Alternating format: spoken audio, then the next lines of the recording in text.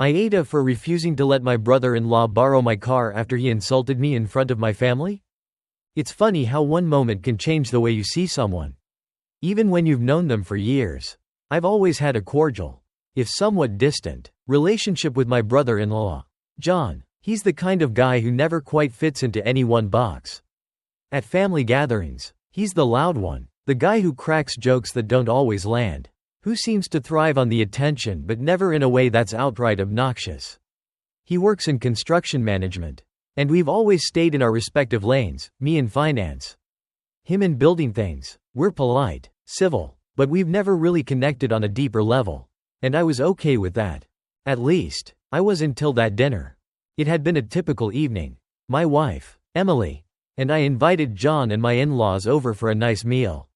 Nothing fancy, just one of those low-key family dinners where you talk about work, the news, and whatever else is going on in life. Everything was going fine until it wasn't. John had been relatively quiet all night, unusual for him, but I didn't think much of it at the time. Then, out of nowhere, as we were finishing up dinner, he looked directly at me, smirking a little. "Well," he said, swirling the wine in his glass with an air of self-importance. "At least my job actually contributes something to society. You know, building stuff, not just moving numbers around." It was one of those moments where the room seems to fall silent even though it doesn't. I could feel the sting of his words immediately.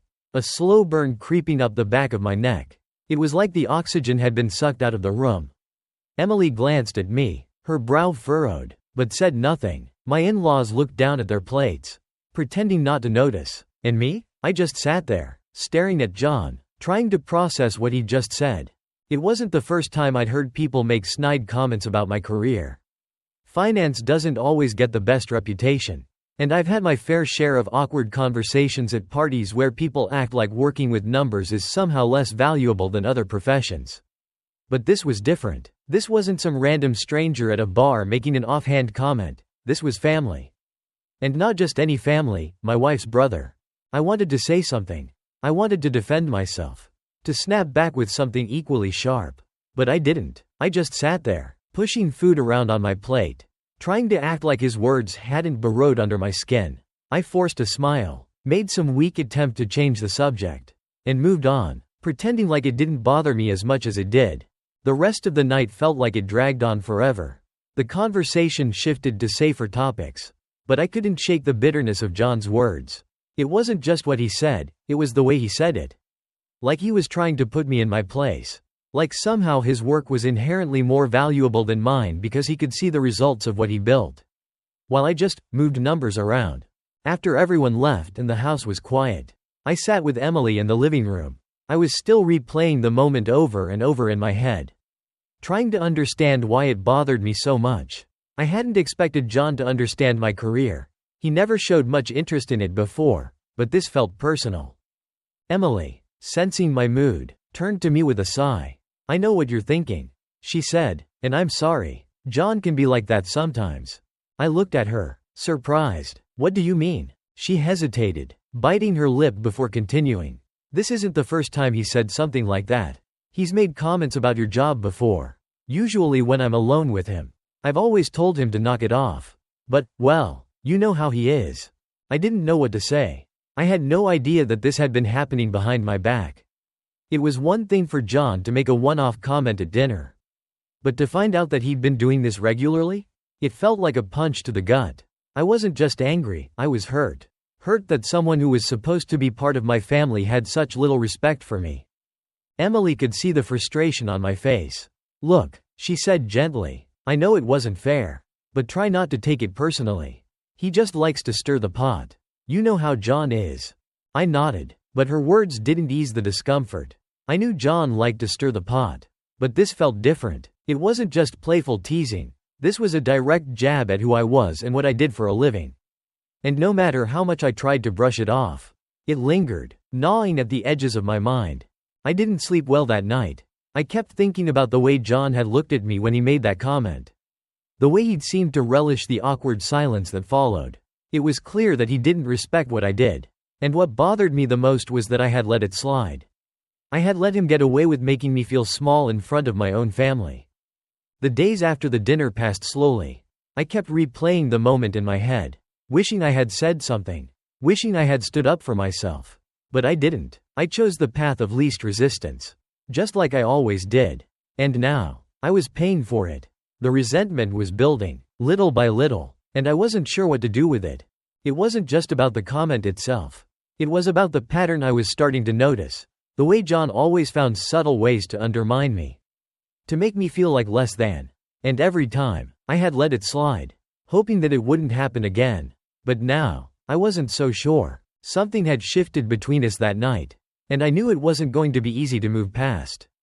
As the days passed after that dinner, John's comment continued to bother me in ways I hadn't expected. It was like an itch I couldn't scratch. A dull, persistent irritation in the back of my mind that I couldn't shake. I tried to convince myself that it was just a stupid comment. Something I shouldn't dwell on. But the more I thought about it, the more it gnawed at me. It wasn't just the comment itself, it was everything that lay behind it. I started to realize that this wasn't an isolated incident. I began to reflect on other moments with John. Little snide remarks or offhand comments he'd made in the past. Things I had brushed off at the time because I didn't want to cause tension. But now, with the dinner incident still fresh in my mind, all of those moments came flooding back. There was that time at a family barbecue a couple of years ago, when John made some comment about how I must love sitting in a cushy office all day while other people do real work. I had laughed it off then, thinking he was just being John. But now it didn't seem so harmless. Or the time we were all watching a football game, and John joked that I must be too busy counting dollars to understand what was happening on the field. Again, I had laughed it off, not wanting to make a scene. But now I couldn't ignore the pattern. The comments were always about my job, about how it wasn't real or didn't contribute anything meaningful. And I realized that, in all those moments, I had chosen to stay quiet. I hadn't pushed back, hadn't stood up for myself. Because I didn't want to create friction in the family. I told myself that it wasn't worth it. That keeping the peace was more important. But now, all of that passivity was catching up to me. I started to feel frustrated with myself for letting it go on for so long. Why had I let John get away with making me feel small? Why had I allowed his subtle jabs to chip away at my confidence without ever addressing it? I wasn't someone who liked confrontation. But I couldn't help but wonder if avoiding it had only made things worse. Emily, of course, was trying to help me move past it. She knew I was upset, even if I didn't always say it out loud. One night, as we were getting ready for bed, she gently brought it up again. "Are you still thinking about what John said?" she asked, her voice soft but concerned. I nodded, not really trusting myself to say much more. I wasn't in the mood to have another conversation about how I needed to let it go. I knew that's what everyone expected me to do. Just brush it off and move on, but it wasn't that easy. "I know he was out of line," she said, sitting down next to me. "But I really don't think he means it personally. He's just, John. He likes to make jokes." "I get that," I replied, trying to keep my voice even. "But it's not just that one comment. It's all the little things he says. All the times he's made me feel like my job doesn't matter. I know I shouldn't care what he thinks. But I do." Emily sighed, and I could see the conflict in her eyes. She didn't want to take sides. And I wasn't asking her to. But I knew this was tough for her. John was her brother. After all, I couldn't expect her to go to war with him over this. And I didn't want her to. I just wanted her to understand how much it was bothering me. "Have you ever thought about talking to him about it?" she asked after a long pause. I shook my head. "What's the point? He's not going to change. And even if I did say something, it's not like it would fix anything. He'd probably just tell me I'm being too sensitive." It was the truth, and I knew it. John wasn't the type of person who took criticism well. Especially not from me. He was the kind of guy who saw any pushback as a challenge. A reason to double down rather than reflect on his behavior. I could already imagine how the conversation would go. He'd laugh it off. Tell me I needed to lighten up. And nothing would change. So I did what I always did. I buried the frustration, telling myself it wasn't worth the energy. That I needed to be the bigger person. But the thing about buried frustration is that it doesn't stay buried for long. It festers, growing into something bigger, something harder to ignore. I found myself becoming more resentful every time John's name came up. If Emily mentioned that John had called or that her parents had been talking about him, I could feel the irritation bubbling up inside me. It wasn't fair, and I knew it. I was letting this one incident, and all the smaller ones before it, color my entire view of John. But I couldn't help it. Part of me wondered if I was being too sensitive. Just like John would probably say. I'd never been someone who dealt well with criticism, even if it was veiled in the form of a joke. Maybe I was blowing things out of proportion. Maybe this was more about my own insecurities than it was about John's comments. After all, I did take a lot of pride in my work. I had worked hard to build a successful career in finance, and I liked knowing that I was good at what I did. Maybe that's why John's words stung so much, because they made me question whether what I did really mattered.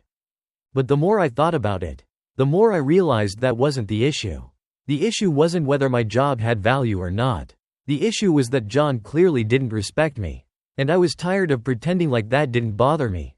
For years, I had been trying to win his approval in subtle ways, being friendly, trying to relate to him, offering help when I could.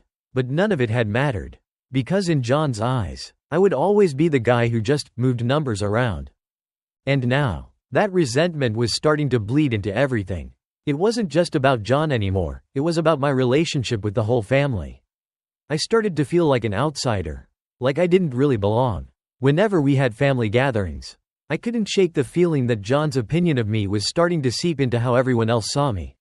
I knew that was probably just my insecurity talking, but it didn't make it any easier to handle. By the time a few weeks had passed, I was still carrying that bitterness with me, letting it grow heavier by the day. I tried to push it down, to ignore it, but it was always there, lurking in the background, and I knew, deep down, that something was going to give sooner or later. And, as it turned out, that sooner came when John's car broke down. It's funny how the universe seems to have a sense of humor when it comes to timing. Just as I was reaching my limit with John's comments and the resentment building up inside me, I got a call from him that threw everything into sharp focus. His car had broken down, and he needed a favor. My first reaction when I saw his name pop up on my phone was hesitation. It wasn't uncommon for John to call, but I wasn't exactly in the mood to hear from him. Not after everything that had been festering in my mind for weeks. Still, I answered. "Hey, man," he said, his voice sounding uncharacteristically humble. "I've got a bit of a situation here. My car's in the shop, and they're saying it'll take a few days to fix. I was wondering if I could borrow your car for a couple of days. Just to get around until mine's back." It felt like the air had been sucked out of the room. Borrow my car? The same guy who had just insulted my career in front of the family. The guy who clearly didn't respect me or what I did for a living. Was now asking for a favor? I stood there, phone pressed to my ear. And for a moment, I couldn't even think of how to respond. John's request hit me at a crossroads. Normally, I was the type of person who'd say yes without a second thought. Family helps family, right? But this wasn't just a regular favor. It wasn't about lending a car. It was about the principle of respect. Or rather, the lack of it. I thought about that comment he made at dinner. The way he looked at me when he said it. And how he clearly didn't think twice about how his words might have affected me. And now, here he was, expecting me to be the bigger person. To hand over my car without hesitation. As if nothing had happened. I knew that saying no would stir up trouble. I could already hear the arguments in my head. My in-laws would be upset. Emily would probably be caught in the middle, trying to smooth things over. John, of course, would take it as an attack, proof that I was too sensitive, and holding a grudge over something small and stupid, as he liked to put it. But this wasn't just about that one comment. It was about years of passive-aggressive digs. Years of me trying to brush things off. Trying to keep the peace for the sake of family harmony. I realized that every time I had let something go, I had been slowly letting him erode my sense of self-respect. And now, the thought of handing over my car to him, as if none of that had ever happened, felt like too much to ask. I had spent too long trying to be the nice guy, trying to avoid conflict, but where had that gotten me? Resentful, bitter, and now faced with a situation that felt like the ultimate test of whether I would keep bending or finally draw a line. And in that moment, I knew I couldn't do it. I couldn't pretend anymore that John's behavior didn't bother me. I couldn't keep giving him the benefit of the doubt when he had never given me any respect in return. So, I said no. "I'm sorry, John," I said, keeping my voice as calm as I could manage. But I don't feel comfortable lending out my car. You'll have to ask someone else or rent one." There was a pause on the other end of the line, and I could hear the surprise in his silence. Clearly, this wasn't the response he had expected. John had always been the kind of guy who assumed people would go along with whatever he needed. Especially when it came to family. I could almost picture the look on his face, caught off guard. Trying to figure out how to handle my refusal. "Seriously?" he said, his voice tinged with disbelief. "You're not going to help me out? It's just a car. Man, I'd only need it for a couple of days." "I understand," I replied, trying to keep my tone steady. "But it's not something I'm comfortable with." His disbelief quickly turned into irritation. "Come on, you're really going to hold a grudge over something that small?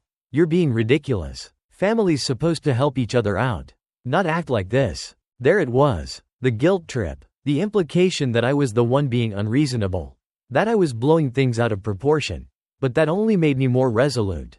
I wasn't holding a grudge, I was setting a boundary. I was tired of pretending that everything was fine when it clearly wasn't. "It's not about a grudge," I said, my voice firmer now. "I just don't feel right about it. I'm sure you'll figure something out." John let out a frustrated sigh, and I could tell he was fuming. "Fine, whatever. I'll ask someone else." And with that, the call ended. I stood there for a few minutes, letting the silence sink in. My heart was pounding in my chest. Not from fear but from the adrenaline of finally standing up for myself. It felt strange, almost surreal. I had never said no to John like that before. Had never directly pushed back against him.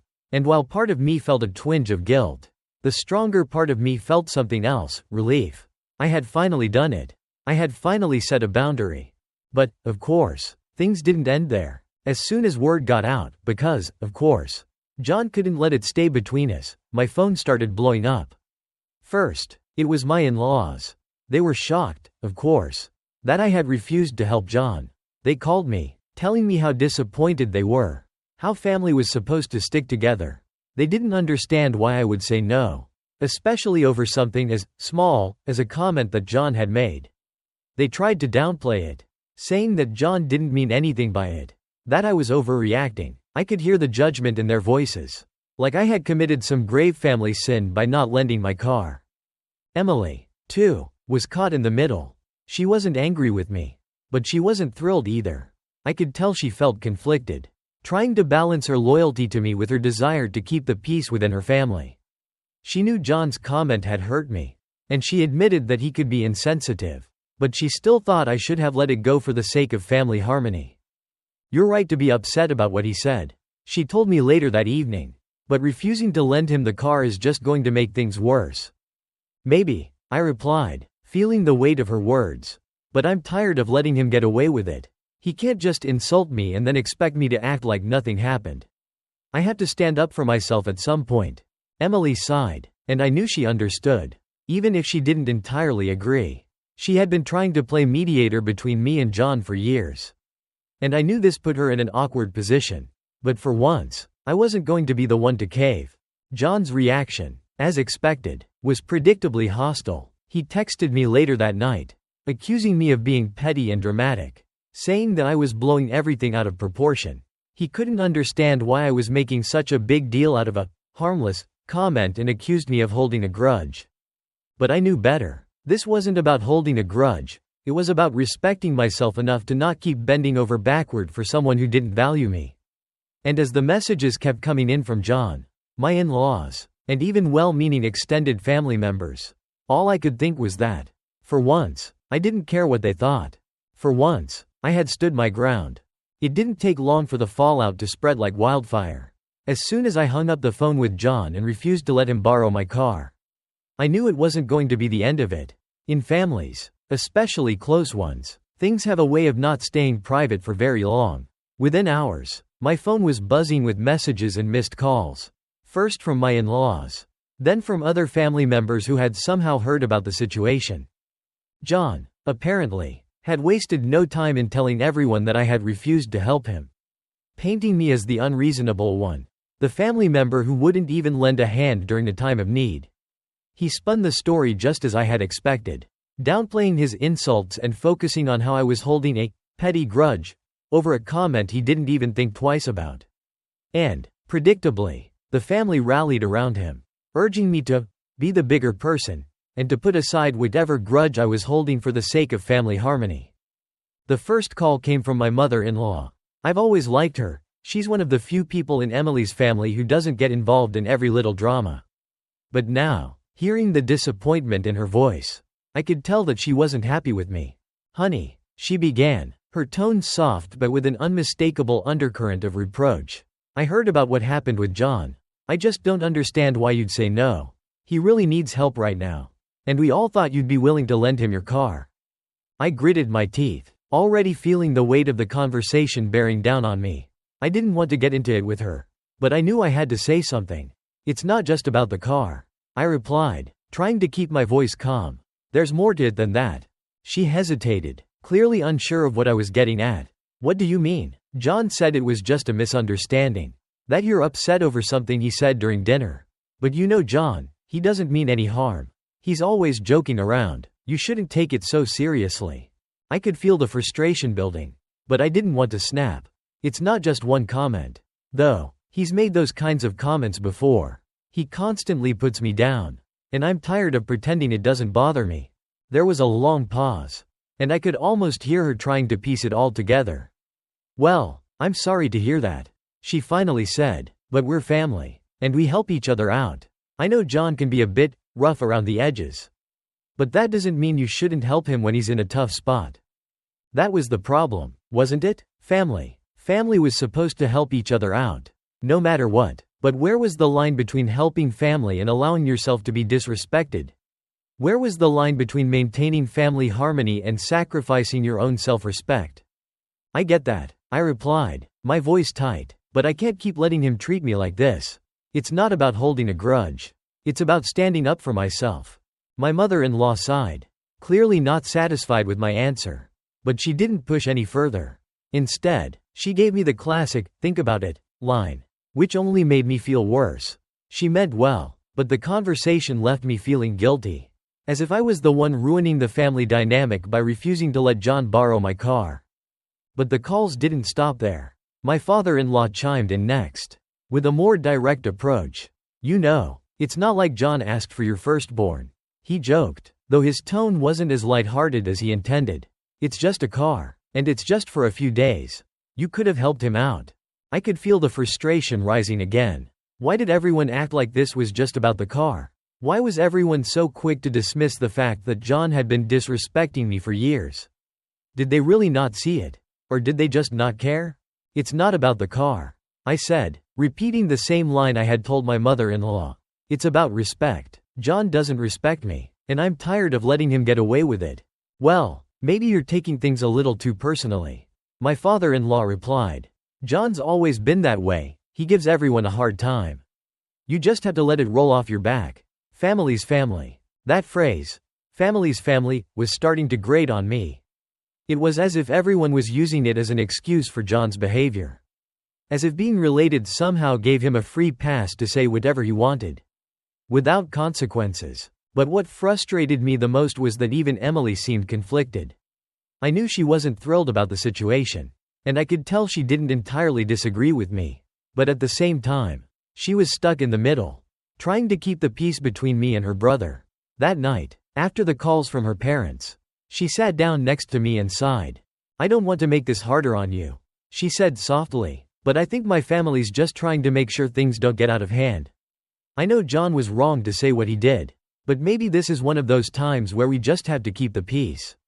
I don't want this to turn into a bigger fight."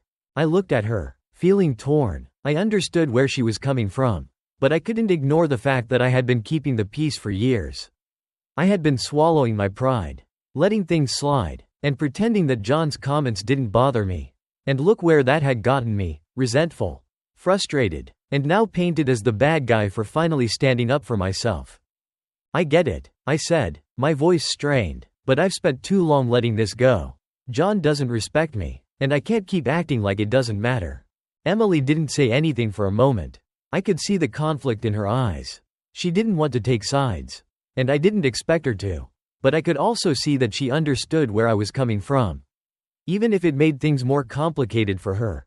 "I just don't want this to drive a wedge between you and the family," she finally said. I nodded, knowing that was her biggest concern. But what I couldn't explain to her, not fully, was that the wedge was already there. It had been there for years, slowly building with every passive-aggressive comment John had made, every time I had swallowed my pride for the sake of keeping the peace. And now, I was tired of it. I was tired of letting my self-respect take a backseat to family harmony. The calls and texts from the family continued over the next few days, each one making me feel like I was somehow at fault for standing up for myself. But with every message, I became more certain that I had made the right decision. I wasn't going to let John borrow my car. Not because I was holding a grudge, but because I was finally drawing a line in the sand. I wasn't going to let him disrespect me and then expect me to do him a favor as if nothing had happened. It was exhausting, though. The constant barrage of opinions, the pressure to just let it go, made me question myself at times. But deep down, I knew that this was about more than just a car. It was about standing up for myself in a family dynamic where I had always been expected to go along with things, to keep the peace, to not rock the boat. And as uncomfortable as it was, I wasn't going to back down this time. As the days dragged on and the family pressure continued, I found myself thinking a lot about boundaries, something I'd never really considered in depth before. Growing up, family had always been synonymous with sacrifice, and that mindset carried over into my adult relationships. When you're family, you bend over backward for each other. You don't keep score, and you certainly don't draw lines. That was how it was supposed to be, right? But now, after everything with John, I was questioning that long-held belief. I started to realize that boundaries didn't have to be a bad thing. In fact, they were necessary for my own sense of self-respect, something I had let slip through my fingers for far too long. Every time I let John's comments slide, every time I bit my tongue to keep the peace, I was chipping away at my own dignity. It wasn't just about this one moment, about whether or not I would lend him my car. It was about years of feeling like I had to accept whatever was thrown my way. All because family helps family. But what no one seemed to understand was that helping someone shouldn't come at the cost of your own self-worth. I wasn't saying no to John because I wanted to be petty. I was saying no because, for once, I needed to stand up for myself. I thought back to all the times John had made me feel small. His comments about my career, about how I wasn't doing real work compared to him, those weren't just jokes to me. They chipped away at the pride I had in myself and the life I'd built. And the worst part was, I had let him get away with it. I had laughed along, pretended not to care, because that was what I thought I was supposed to do. But now, with this car situation, everything came into focus. I wasn't just refusing to lend him my car. I was refusing to let him keep treating me like I didn't matter. Of course, none of this was easy to explain to the rest of the family. In their eyes, it was still just a car, and my refusal was petty, a sign that I was holding on to something too small to matter. But it wasn't small to me. To me, it was a line that had to be drawn. I remember sitting in the living room one night, staring at my phone, scrolling through the messages from family members who were trying to guilt me into changing my mind. The same arguments kept coming up over and over again. It's just a car. You're making this a bigger deal than it needs to be. Family is supposed to help each other out. But as I read those messages, I realized something important. These people didn't understand what I was going through because they hadn't been on the receiving end of John's disrespect for years. They hadn't been in my shoes, sitting at family dinners, gritting my teeth while he belittled me under the guise of just joking. They hadn't spent years quietly seething while trying to keep the peace. They didn't know how exhausting it was to constantly feel like you were the only one who had to swallow your pride. The only one who had to keep things from boiling over. I wasn't being petty. I wasn't being dramatic. I was standing up for myself. And I was setting a boundary that should have been set a long time ago. Emily could sense the change in me. She wasn't thrilled about how things were unfolding, after all. She loved her family and didn't want to see a rift form between us and them. But I think she started to understand where I was coming from more clearly as the days went on. One night, after another round of awkward phone calls with her parents, she sat down beside me on the couch, her expression softer than it had been in the days before. "I've been thinking about it," she said quietly, "and I get why you're upset. I know John hasn't always been fair to you, and I'm sorry that I didn't see it sooner." I looked at her, surprised by her words. It wasn't that she hadn't supported me before. But this felt different. This felt like she was finally seeing things from my perspective. Really understanding what I had been dealing with. I didn't want to admit it. She continued, because I've always wanted us to get along with my family. But you're right. John does cross the line sometimes. And it's not fair for everyone to expect you to just ignore it. I nodded, feeling a weight lift off my shoulders. I've tried to keep the peace for so long. I said, my voice low, but I can't keep pretending like his comments don't bother me. This isn't just about lending him the car. It's about setting a boundary. Emily reached for my hand, squeezing it gently. I know, and I support you. I just hope this doesn't make things too difficult with the rest of the family. That was the tricky part, wasn't it? Even though Emily understood why I had drawn the line, it didn't change the fact that her family might not be as understanding. I knew that standing up for myself would come at a cost, one that could strain relationships with her parents, her brother, and maybe even other family members who didn't see things the way I did. But at this point, I had come to terms with that. Setting boundaries isn't always easy. And sometimes it does create friction. But that friction was necessary. I couldn't keep sacrificing my self-respect to make other people comfortable. Especially when those people hadn't shown me the same consideration. The next day, I decided to reach out to John directly. Not to apologize or change my stance. I had no intention of doing that. But I wanted to make it clear that this wasn't about revenge or pettiness. I wasn't refusing to lend him my car out of spite. I was doing it because I needed to draw a line. For myself, I sent him a message. Short but direct. John, I want you to understand that this isn't just about the car. I felt disrespected by the way you've spoken to me in the past. And I can't keep pretending it doesn't matter. I'm happy to help family when they need it. But respect has to go both ways. I didn't expect a heartfelt reply. John wasn't the type to offer apologies or admit fault easily. And sure enough, his response was brief and defensive. I don't know why you're blowing this out of proportion. But whatever, I'll figure something else out. That was fine by me. I wasn't looking for an apology. I wasn't even looking for him to change his behavior overnight. All I wanted was to make it clear that I wasn't going to be his doormat anymore. If that meant he would be angry with me for a while, so be it. In the days that followed, things started to settle down. The family messages slowed, and I could tell that people were starting to accept that I wasn't going to back down. There were still awkward moments. Family dinners felt a bit strained. And I could tell my in-laws were walking on eggshells around me. But I had made peace with that. The discomfort was worth it if it meant I could look in the mirror and feel like I had done the right thing for myself. I knew that this wasn't the end of the story. Family dynamics are complicated, and there would be more challenges ahead. But for now, I had taken a stand. And that was enough. I had learned that setting boundaries doesn't make you selfish or unkind, it makes you strong. And for the first time in a long time, I felt strong. The dust didn't settle right away. It never does in situations like these. But slowly, as days turned into weeks, the tension began to fade. The awkwardness at family gatherings lingered. But it was no longer sharp. Conversations shifted to other things, new projects at work, vacations, plans for the holidays. My refusal to lend John the car no longer dominated every interaction. Though I could still feel the faint residue of judgment clinging to the edges of certain conversations. The uncomfortable glances from my in-laws.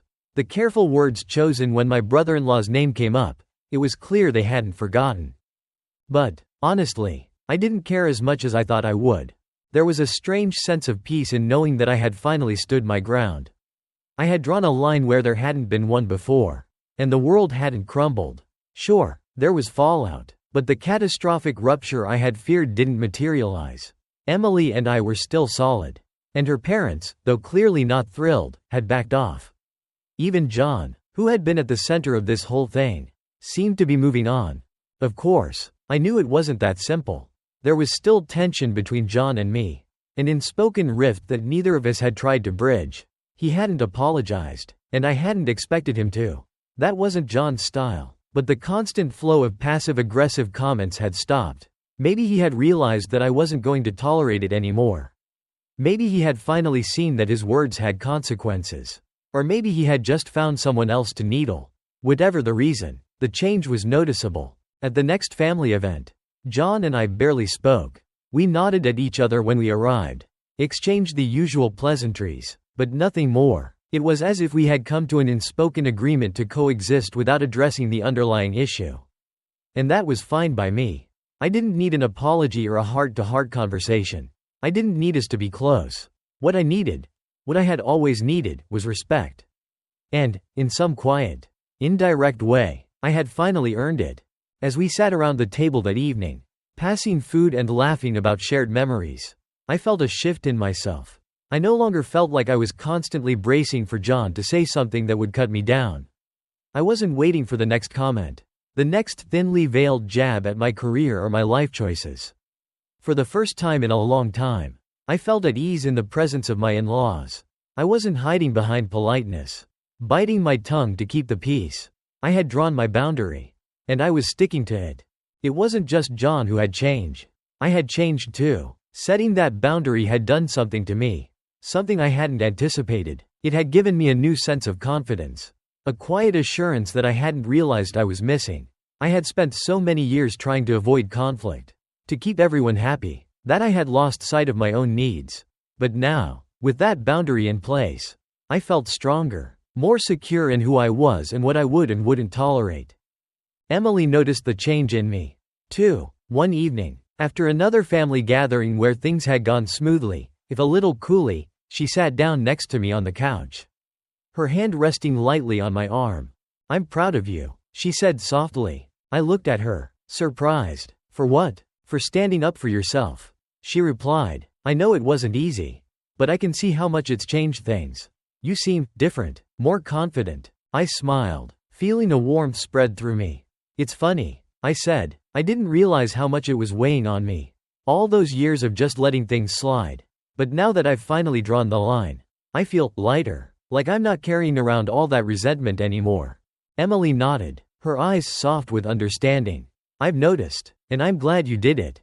I know my family didn't handle it perfectly, but I think they're starting to get it. Even John, in his own way." I chuckled. "John will never admit it, but I think he's finally backed off because he knows I won't let him walk all over me anymore." And that was the truth. There was no need for a big confrontation. No dramatic apology or reconciliation. John didn't need to say anything, because his actions said it all. The shift in how he treated me, the absence of his usual passive-aggressive digs, was all the acknowledgement I needed. It was enough to know that he had noticed the change, that he understood I wasn't going to let things slide like I used to. The months that followed were surprisingly peaceful. The family gatherings became less strained. The conversations flowed more easily. And while I wouldn't say that John and I were close, we had found a way to coexist without the underlying tension that had once defined our relationship. I had my boundaries, and he had learned to respect them, even if begrudgingly. But it wasn't just about John. This whole experience had taught me something important about myself and how I approached my relationships, not just with my in-laws, but with everyone. I had spent too much of my life worrying about what other people thought, bending over backward to accommodate everyone's needs except my own. But now, I understood that setting boundaries wasn't just about keeping people out, it was about protecting what mattered to me. About valuing myself enough to say, "This is where I draw the line." It wasn't easy, of course. There were still moments when I felt the familiar pull of guilt, the instinct to smooth things over for the sake of family harmony. But now, I knew better. I knew that protecting my self-respect was worth the discomfort. I knew that standing up for myself didn't make me selfish, it made me strong. I thought back to all the times I had swallowed my pride, let things slide, and wondered why I hadn't done this sooner. But I realized that this was part of growing up, part of learning how to navigate the complexities of family relationships. It wasn't about being perfect or always getting it right. It was about learning from each experience and figuring out what I needed to feel whole, to feel respected. In the end, I had done what I needed to do, not just for myself, but for my relationship with Emily, with her family, and most importantly, with myself. I had learned that boundaries are necessary, not just to keep out the hurt but to make space for the respect and dignity I deserved. And as we sat at yet another family gathering, the laughter and warmth of the room filling the air, I knew that I had made the right choice. Moving forward, things weren't perfect. John and I would never be best friends, and there would always be moments of awkwardness. But I was okay with that. What mattered was that I had found my voice, and I wasn't going to lose it again.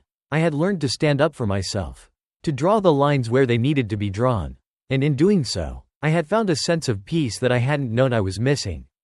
As the evening wore on and the family gathered in the living room to watch a movie, I sat back in my chair, a quiet smile on my face.